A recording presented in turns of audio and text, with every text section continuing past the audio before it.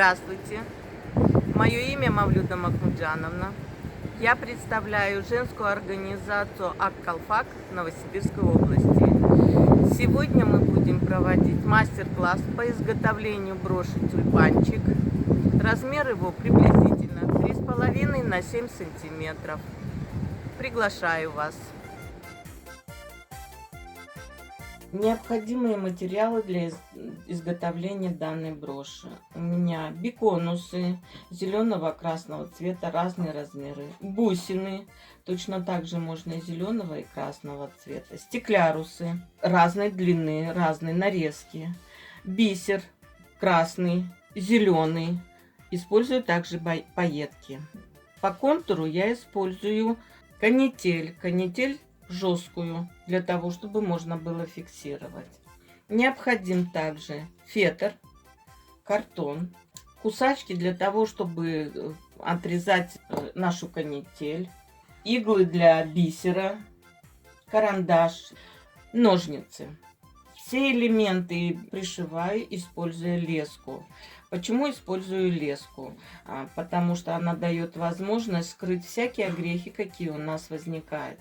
Но если вам сложно будет, вы можете использовать нить по цвету. Итак, приступаем к работе. Изготавливать тюльпанчик я беру картонку размера приблизительно 3,5 на 7 и рисую тюльпанчик.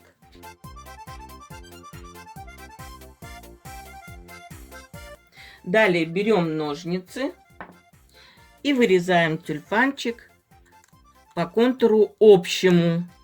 Пожалуйста, не надо по элементам.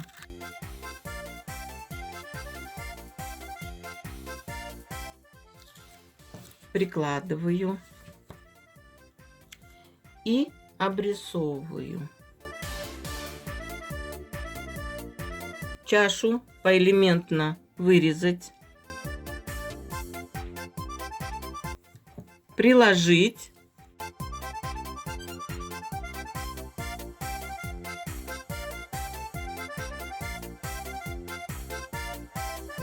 я нарисовала тюльпанчик на фетре.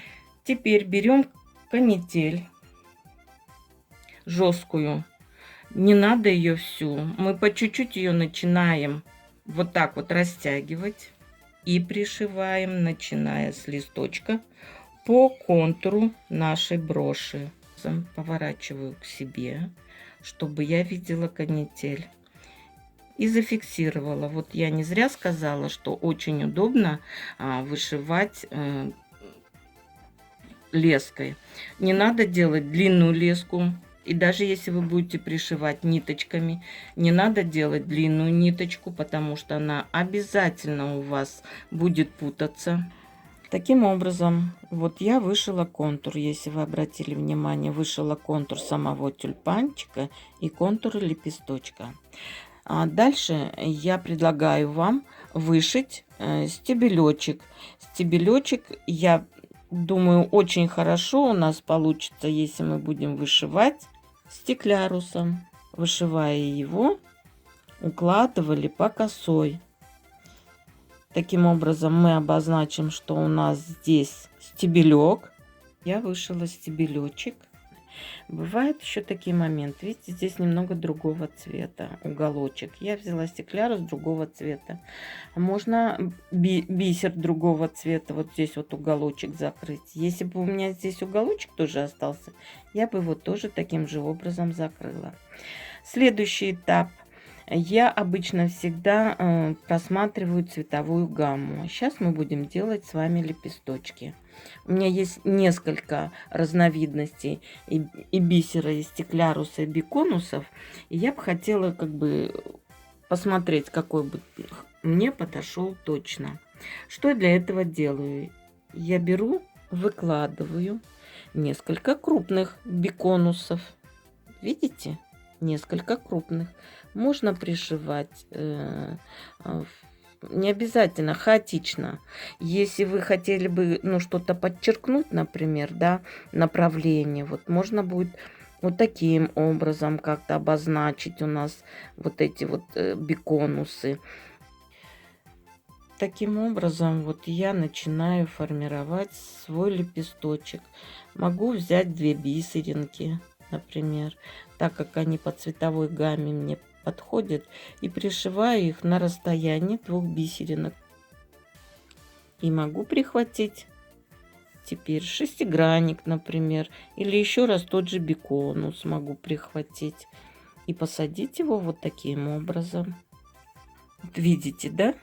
Сейчас я потихонечку пришью здесь более крупный, как говорится, или мелкий бисер здесь я сделаю. Также могу использовать, вот у меня есть, смотрите, стеклярус, который тоже, видите, он по цвету подходит. Я вот бросила его посмотреть, будет ли он сочетаться. Будет. Он почти в одинаковой, как говорится, гамме цветов. Чуть-чуть отличается. Вот можно будет, как говорится, краешек немножко обозначить, что он чуть-чуть светленький. Таким образом я заполню первую половинку лепесточка, вторую половинку лепесточка. Если обратите внимание, я вышила одну сторону листочка. Обратите внимание, значит, и мой вам совет. Если начинаете вышивать пайетками, я начинала вышивать снизу вверх. Следующий ряд я тоже вышивала снизу вверх. И третий ряд снизу вверх. А потом просто на пайеточке вот положила биконусы и бусины, чтобы было красиво.